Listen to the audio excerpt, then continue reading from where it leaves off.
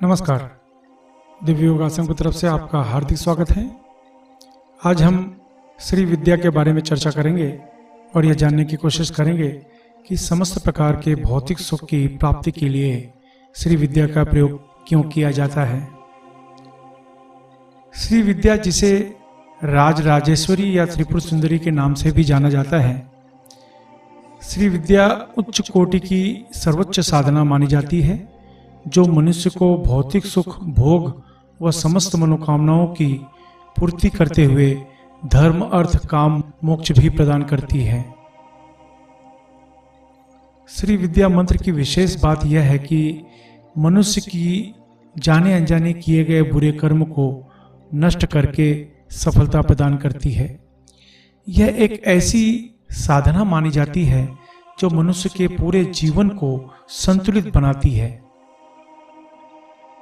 दूसरे प्रकार की साधनाओं में एक तरफा शक्ति प्राप्त होती है, इसलिए मनुष्य में कुछ न कुछ कमी रह जाती है तथा वे साधना करने के बाद भी अनेक प्रकार की कमियों से तथा समस्याओं से संघर्ष करते देखे हुए जा सकते हैं, जिसकी वजह से लोगों में साधनाओं के प्रति अविश्वास तथा भय पैदा होने लगा है। इसके अलावा गुरु की कमी व संयम व सही नियम की कमी की वजह से मनुष्य इस साधना क्षेत्र से दूर होता जा रहा है।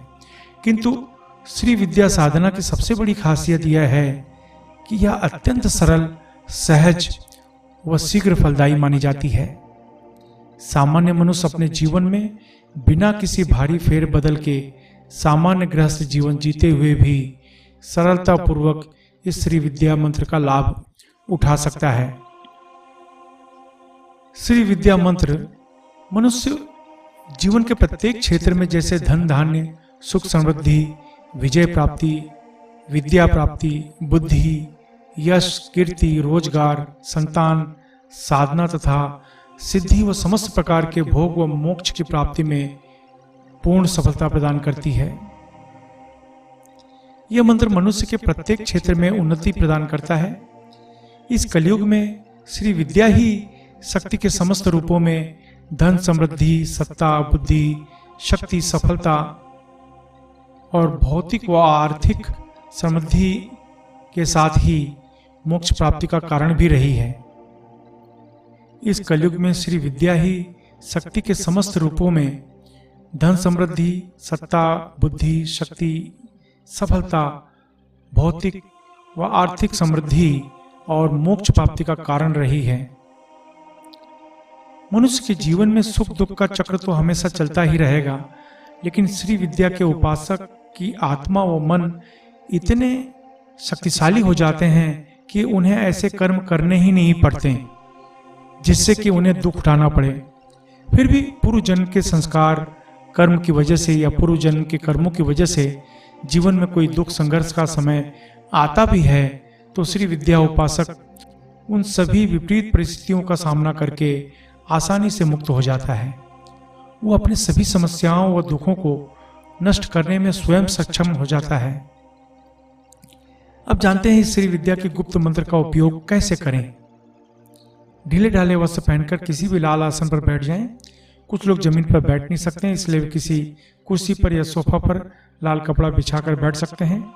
अब 10 बार सामान्य प्राणायाम करें, यानी गहरी सांस लें, जितनी देर तक हो सके रोक के रखें, फिर धीरे से छोड़ें। अब अपने आज्ञा चक्र पर यानी दोनों आंखों के बीच में ध्यान देते हुए श्री विद्या का गोपनीय मंत्र ओम ह्रीम हस कहल ह्रीम सकल सौ नमः, यह मंत्र मैं फिर से रिपीट करता हूँ। ओम ह्रीम हस कहल ह्रीम सकल सौ नमः। इस तरह से इस मंत्र का उपांशु जप करें, यानी धीमी आवाज में जप करें, और इस मंत्र को रोज 20 मिनट तक जाप करना है और इस मंत्र को नियमित रूप से 41 दिन तक अभ्यास करना है। 41 दिन अभ्यास समाप्त हो जाए, फिर उसके दूसरे दिन किसी को फल या भोजन का दान कर दें। याद रखें, पैसे दान न करें। यह 41 दिन का प्रयोग है। इस मंत्र को किसी भी शुक्रवार, होली, दिवाली, पूर्णिमा से शुरू कर सकते हैं। अब कुछ जरूरी नियम। अपनी पूरी श्रद्धा बनाए रखें। इस मंत्र को गृहस्थ, सन्यासी कोई भी जप कर सकता है। इस मंत्र से शरीर में गर्मी पैदा होती है, इसलिए ढीले ढाले वस्त्र पहनकर अभ्यास करें। अगर आप नौकरी कर रहे हैं, बेरोजगार हैं या विद्यार्थी या गृहिणी हैं तो इस मंत्र को पूर्व दिशा की तरफ मुंह करके जपें। अगर आप व्यापार कर रहे हैं या कला के क्षेत्र में हैं तो इस मंत्र को पश्चिम दिशा की तरफ मुंह करके जपें। अगर आप लॉटरी, सट्टा या शेयर मार्केट से जुड़े हैं या बैंकिंग क्षेत्र, मेडिकल क्षेत्र, होटल के व्यवसाय के क्षेत्र में हैं तो इस मंत्र को उत्तर दिशा की तरफ मुंह करके जपें। अगर आप जमीन खरीदने बेचने का कार्य करते हैं, खेती का कार्य, लोहा, कोयला, चमड़ा तथा तेल के क्षेत्र में या कोई ऐसा कार्य करते हैं जिसमें ब्रोकरेज यानी दलाली लेनी पड़ती हो या देनी पड़ती हो, इस मंत्र को दक्षिण दिशा की तरफ मुंह करके जपें। इस मंत्र का जाप 18 वर्ष के ऊपर कोई भी स्त्री पुरुष संपन्न कर सकता है। याद रखें, जब भी आप कोई अच्छे कार्य की शुरुआत करते हैं कोई न कोई अड़चनें आनी शुरू हो जाती है, इसलिए प्रबल संकल्प के साथ अभ्यास शुरू करें। इस मंत्र को सूर्यास्त के बाद जप करना लाभकारक माना जाता है। धूम्रपान, मद्यपान, व्यसन तथा मांसाहार से अवश्य बचें। इस मंत्र को आप अपने घर के मंदिर में या किसी भी शांत स्थान में कर सकते हैं। अभ्यास समाप्त होने के बाद अश्विनी या वज्रली मुद्रा अवश्य अपनाएं। यह मुद्रा आपको ब्रह्मचर्य का पालन करने में मदद करती है। अश्विनी या वज्रली मुद्रा क्या है, वह इसका अभ्यास कैसे करें, यह जानने के लिए नीचे डिस्क्रिप्शन में लिंक दिया गया है, वहां से आप जानकारी प्राप्त कर सकते हैं। आशा है आप इस नियम को अपनाएंगे और अपने जीवन में सफल होंगे। इसके अलावा 2 दिन का पंचांगुली साधना शिविर वज्रेश्वरी, जो कि मुंबई के निकट है, आयोजित होने जा रहा है। इसमें जो ज्योतिष के क्षेत्र में है, जो किसी न किसी तरह से उपचार करते हैं, चाहे रेकी हीलिंग, प्राणिक हीलिंग हो या किसी भी किस्म का आध्यात्मिक उपचार कर रहे हों, उनके लिए पंचांगुली साधना सीखना अनिवार्य माना जाता है। इसलिए अगर आप सीखना चाहते हैं तो नीचे डिस्क्रिप्शन में लिंक दिया गया है, वहां से आप साधना शिविर के लिए बुकिंग कर सकते हैं।